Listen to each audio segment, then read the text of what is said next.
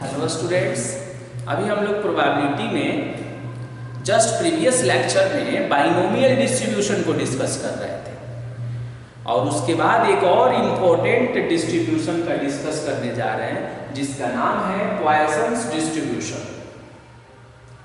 अब सबसे इम्पोर्टेंट बात यह है कि जब ऑलरेडी बाइनोमियल डिस्ट्रीब्यूशन था तो पॉइसन्स डिस्ट्रीब्यूशन की रिक्वायरमेंट क्यों पड़ी। बाइनोमियल डिस्ट्रीब्यूशन में क्या प्रॉब्लम क्रिएट हो रहा था कि पॉइसन्स ने एक नया डिस्ट्रीब्यूशन क्रिएट किया और उसका नाम है पॉइसन्स डिस्ट्रीब्यूशन। ओके, और ये भी ध्यान रखेंगे कि पॉइसन्स डिस्ट्रीब्यूशन जो है बाइनोमियल डिस्ट्रीब्यूशन से कनेक्टेड है लिमिटिंग फॉर्म में। ओके, तो सबसे पहले पॉइसन्स डिस्ट्रीब्यूशन को समझने के लिए हम बाइनोमियल डिस्ट्रीब्यूशन को रिकॉल करेंगे। तो क्या क्या हम जानते हैं कि एज वी नो दैट कि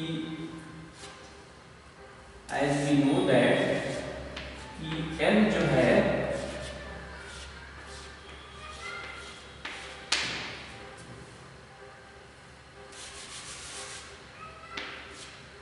कि जो है सक्सेस प्रोबेबिलिटी हो,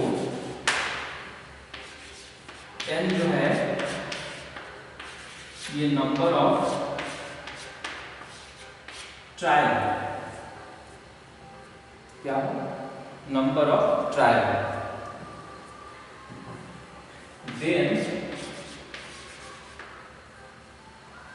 then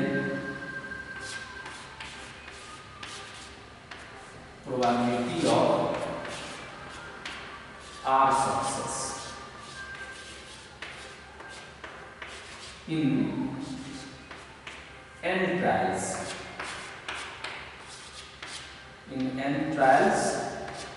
is, और ऐसे हम लिखते थे P और x equal to R n C R और Q to the power n minus R और P टू दी पावर क्या लिखते थे हम R लिखते थे।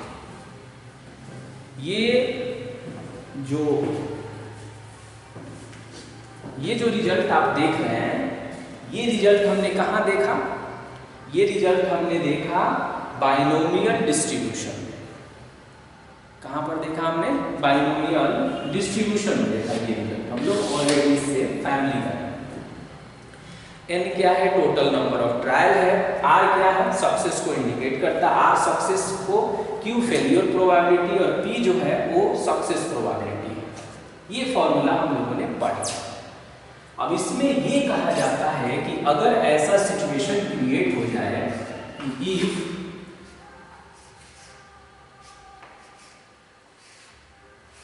n tends to infinity, if n tends to infinity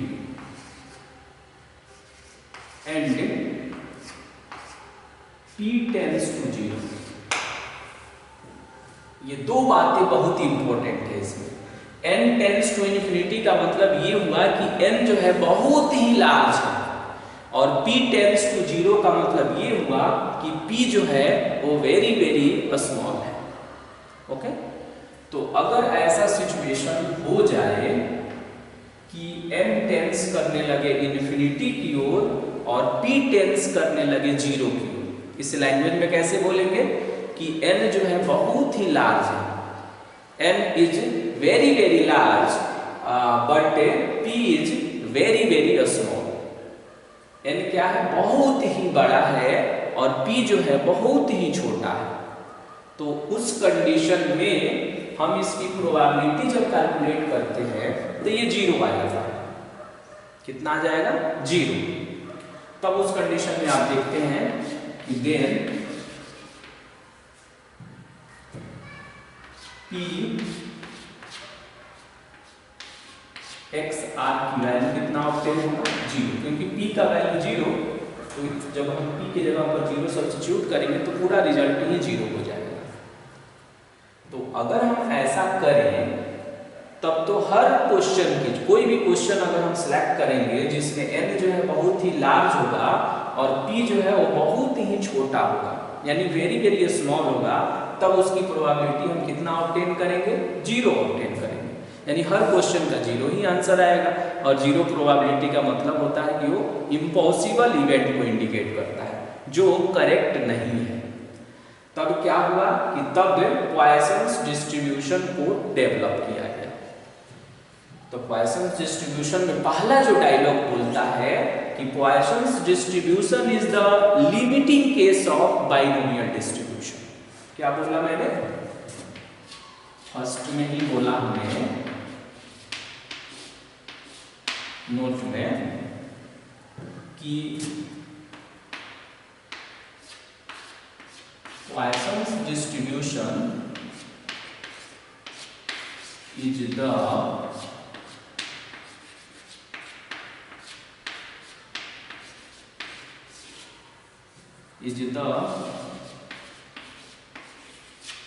limiting case of binomial distribution। Poisson's distribution जो है वो बाइनोमियल डिस्ट्रीब्यूशन का लिमिटिंग केस है। इस लिमिटिंग केस का स्टडी करने से पहले एक एजम्पशन हमको करना होगा कि हम लोगों ने प्रीवियस में पढ़ा था कि मीन अगर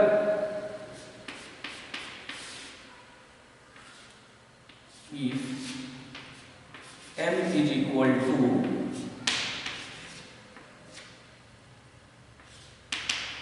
n, ये m एक सिंबल है, m क्या बताएगा? मीन को बताएगा, और इसके इक्वल होगा एनपी के इक्वल होगा। यहाँ पर कई राइटर देखेंगे यहाँ लैम्डा भी यूज करते हैं। इफ m क्या है?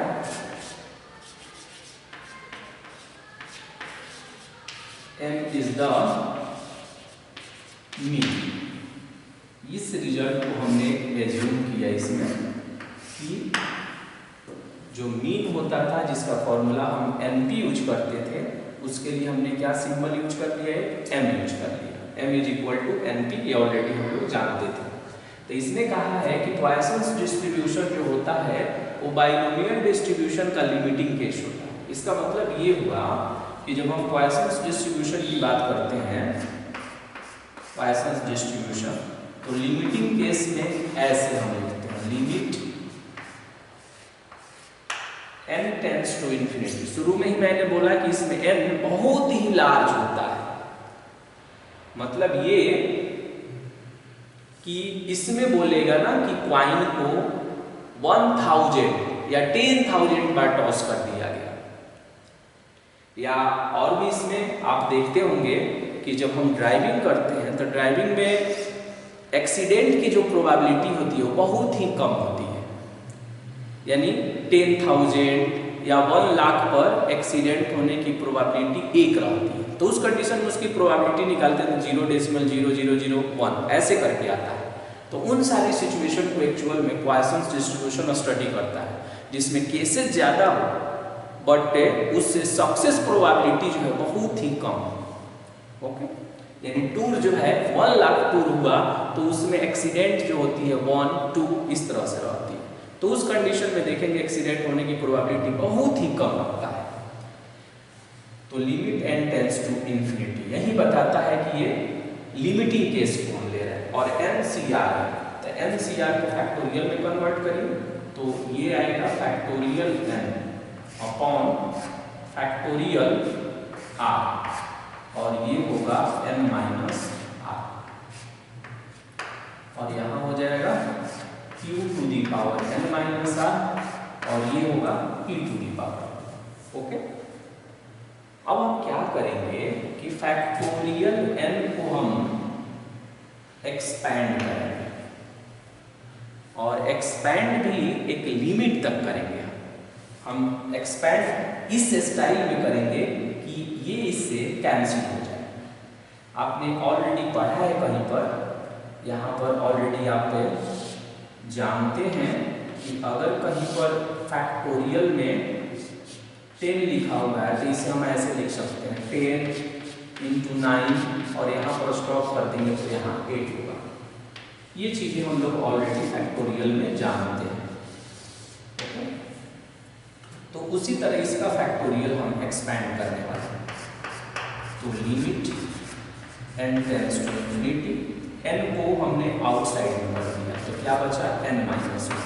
कहेंगे कैसे? जैसे 10 को आपने आउटसाइड में किया तो क्या बचा 9 बचा, एक कम हो जाता है। फिर n-1 को भी हम आउटसाइड में कर देंगे तो क्या बचेगा n-2। और ऐसे कर करके हम इसे क्या करेंगे n- और x-1 तक इसको लाएंगे, तब आप देखेंगे यहाँ बचेगा फैक्टोरियल में r और यहाँ हो जाएगा आपका n-r, क्योंकि देखिए यहाँ 9 है तो यहाँ पर कितना है 8 है, यानी यहाँ जो रहता है इसकी तुलना में इसके रेस्पेक्ट में 1 कम होता है।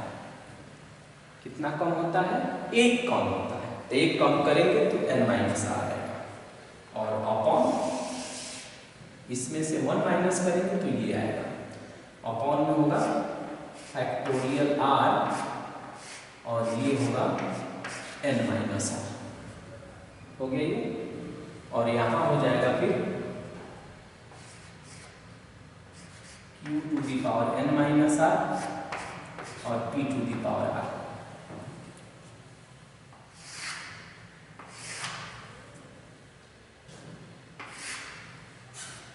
ओके, इस तरह से आएगा। अब यहां से आप देखेंगे कि इस n-r को हम कैंसिल करेंगे, यहां से क्या करेंगे हम n-r को कैंसिल करेंगे। कैंसिल करने के बाद देखिए यहाँ n है, एक n यहाँ है, एक n यहाँ है, एक n यहाँ है और यहाँ है, बीच में क्या है डॉट डॉट बना हुआ है, यानी बीच में बहुत सारा n आएगा। तो एक n, इसमें अब कहेंगे कि n की संख्या गिनिए कितना टाइम्स है, तो 1 2 3 4 ऐसे कर करके, और लास्ट में देखेंगे कि ये r टाइम्स तक आएगा, यानी n r बार आएगा।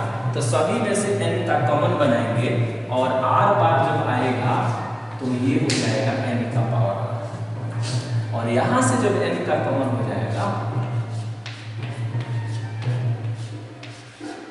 तो ऐसे आएगा,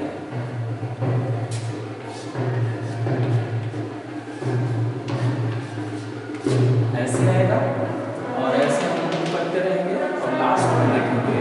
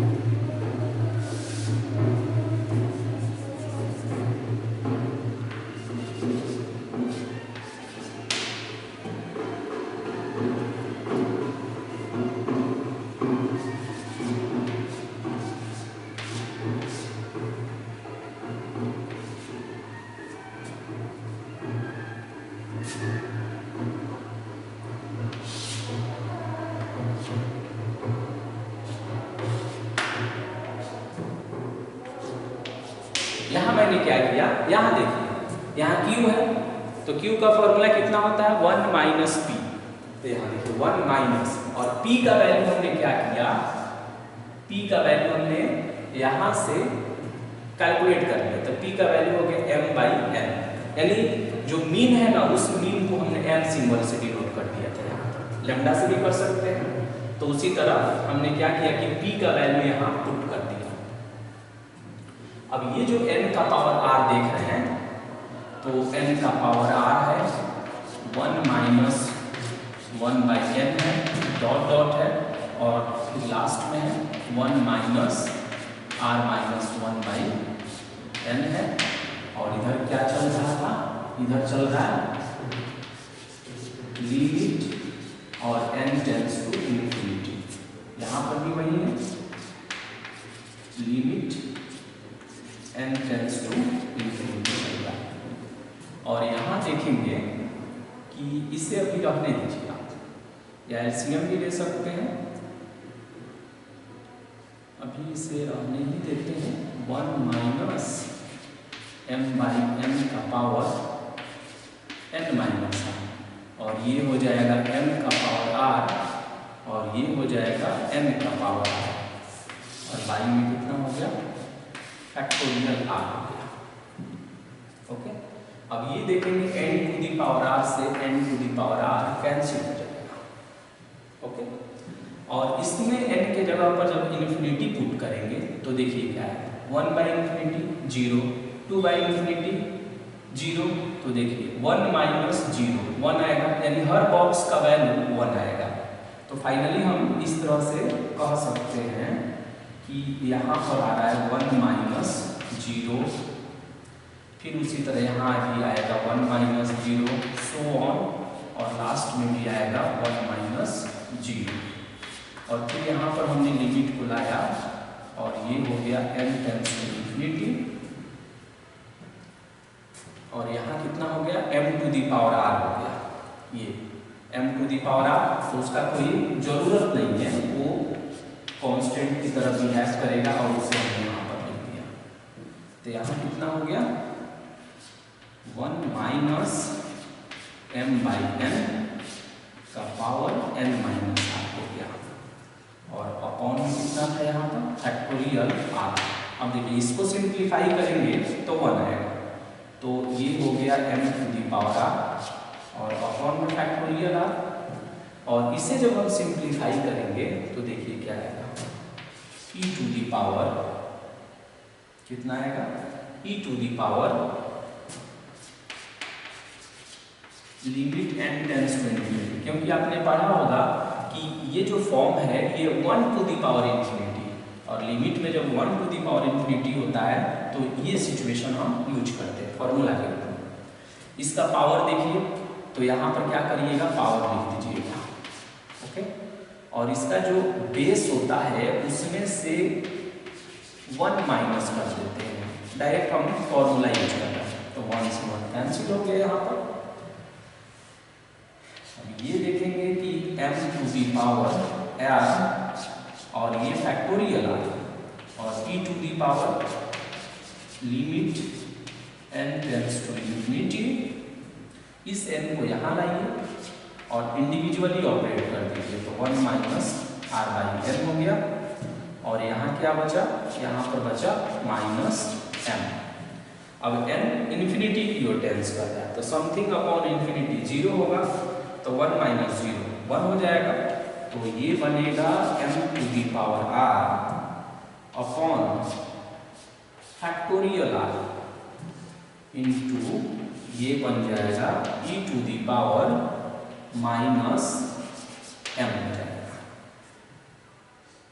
कितना हो जाएगा, m to the power r और अपॉन फैक्टोरियल r, और यहाँ होगा e to the power minus.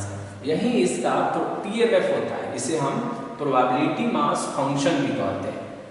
इसे हम ये भी आप बुक में देखेंगे कि प्रोबेबिलिटी मास फंक्शन भी कहता है। तो पॉइसन्स डिस्ट्रीब्यूशन का Px इक्वल टू r को जब हम कैलकुलेट करते हैं, इधर कितना है, Px इक्वल टू r, तो लास्ट में हम यही फॉर्मूला जो है ऑब्टेन करते हैं, ये तो इस फॉर्मूला को आपको लर्न रखना है, m to the power r upon factorial r into e to the power minus है। ये पॉइसन्स डिस्ट्रीब्यूशन का PMF होता है, यानी प्रोबेबिलिटी मास फंक्शन या Px equal to r success के लिए ये होता है। और सबसे इंपॉर्टेंट बात मैंने क्या बताया कि पॉइसन्स डिस्ट्रीब्यूशन हम क्यों यूज करते हैं, क्योंकि यहाँ n जो है काफी लार्ज होता है और p जो होता है वो वेरी वेरी स्मॉल होता है। तब उस कंडीशन में हम इसको यूज करते हैं। अब कहा जाए कि इसमें एक ही पैरामीटर होता है और वो स्मॉल m है। m क्या है? तो m जो है मीन होता है और वो किसके इक्वल होता है? np के इक्वल होता है। m किसके इक्वल है? np के। इसी m को अगर कोई राइटर लैम्डा यूज कर रहा है तो ये होगा lambda to the power r into e to the power minus lambda और अपॉन ये फैक्टोरियल r। ओके, अब यहाँ पर भी r है, कहीं x भी देखेंगे तो उसी तरह से ये चेंज होते रहता है। तो ये फॉर्मूला है आपका किसका? पॉइसन्स डिस्ट्रीब्यूशन का। और पॉइसन्स डिस्ट्रीब्यूशन कब हम यूज करते हैं? जब n काफी लार्ज हो जाएगा, जैसे टूर जो है बहुत ज्यादा है और उसमें एक्सीडेंट होने की प्रोबेबिलिटी बहुत कम है, तो उस सिचुएशन को पॉइसन्स डिस्ट्रीब्यूशन स्टडी करता है। और अगर हम इसका स्टडी नहीं करेंगे तो जब n टेंड्स टू इन्फिनिटी यानी n बहुत बड़ा हो जाएगा, तब जो है n बहुत बड़ा हो जाए और p बहुत छोटा हो जाए, तो उस कंडीशन में जब हम प्रोबेबिलिटी निकालते हैं r सक्सेस का इस फॉर्मूले से, तो ये 0 हो जाएगा। कितना आएगा? 0। 0 होने का मतलब है कि बहुत ही छोटा आएगा। अगर हम उसमें पुट भी करें वैल्यू और उसे कैलकुलेट करेंगे ना, तो बहुत ही छोटा होता है, वेरी वेरी स्मॉल होता है, इसीलिए ये 0 के इक्वल हम वहां लिख देते हैं। तो उसको कैलकुलेट करने के लिए वो काफी लेंदी होता है। अगर हम डायरेक्ट वहां पर 0 नहीं भी पुट करें, p टेंड्स टू 0 ना पुट करके अगर हम मैन्युअली भी उसे कैलकुलेट करें तो काफी लेंदी होगा, कैलकुलेटर से भी कैलकुलेट करने में काफी टफ है वो सिचुएशन। इसीलिए हम पॉइसन्स डिस्ट्रीब्यूशन का स्टडी करते हैं। इसमें हमेशा ध्यान रखना है कि ये m जो देख रहे हैं ये क्या बताएगा? मीन ऑफ द पॉइसन्स डिस्ट्रीब्यूशन, और यही एक m जो है वो पैरामीटर होता है। स्मॉल e क्या है? तो स्मॉल e इरेशनल नंबर होता है और इसकी वैल्यू 2.71 होता है, जस्ट लाइक अ पाई। जिस तरह पाई एक अपरिमेय संख्या है, उसकी वैल्यू अप्रॉक्स वैल्यू 22/7 है, उसी तरह स्मॉल e भी एक इरेशनल नंबर है और उसकी अप्रॉक्स वैल्यू 2.71 होता है। और यही प्रूफ करने के लिए भी आता है कई बार कि prove that Poisson's distribution is the limiting case of binomial distribution. Poisson's distribution is the limiting case of binomial distribution. Okay? तो हम इस बात का ध्यान रखें। Okay.